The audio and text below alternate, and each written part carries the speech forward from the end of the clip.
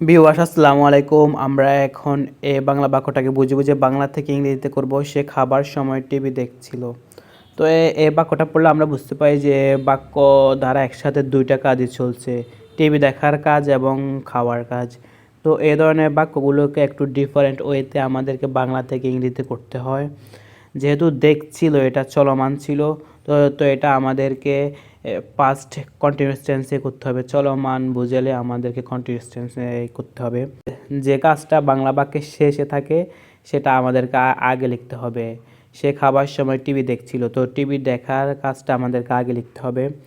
তো প্রথমে আমাদেরকে সাবজেক্ট লিখে নিতে হবে। ফার্স্ট কন্টিনিউয়াস টেন্সের স্ট্রাকচার হচ্ছে প্রথমে সাবজেক্ট, তারপরে সাবজেক্ট অনুযায়ী ওয়াজ, হোয়ার, দেন ভার্বের সাথে আইনি, তারপর অবজেক্ট। তো সাবজেক্ট হচ্ছে কি, যেহেতু সে রয়েছে সেজন্য আমরা হি নিচ্ছি, হি হি তারপরে হি এর সাথে যেহেতু ওয়াজ যায়, যেহেতু থার্ড পারসন সিঙ্গুলার, সেক্ষেত্রে আমরা ওয়াজ দিচ্ছি, হি ওয়াজ। তারপর হচ্ছে গিয়ে দেখার ইংরেজি আমরা লিখতে পারি ওয়াচ,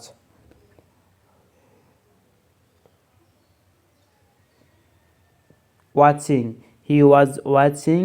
তারপরে তিনি কি দেখছিল, TV, he was watching TV. কখন দেখছিল, খাবার সময়। তো এভাবে যদি দুইটা কাজ একসাথে একটি বাক্য দ্বারা বোঝায় তখন আমাদেরকে হোয়াইল নিতে হবে।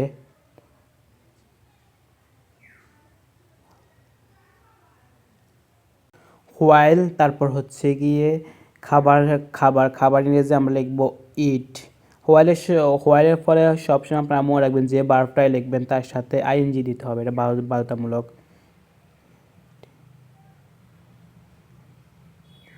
হি was watching TV while eating, সে খাবার সময় টিভি দেখছিল। এভাবে একটা স্ট্রাকচার দিয়ে আপনারা অনেক বাক্য তৈরি করতে পারেন। সে খেলার সময় আমার সাথে কথা বলছিল, he was talking to me while playing. ভিডিওটা কেমন হয়েছে কমেন্ট করে জানাবেন, আর যদি কোথাও না বুঝে থাকেন তাও জানাবেন। ধন্যবাদ, আসসালামু আলাইকুম।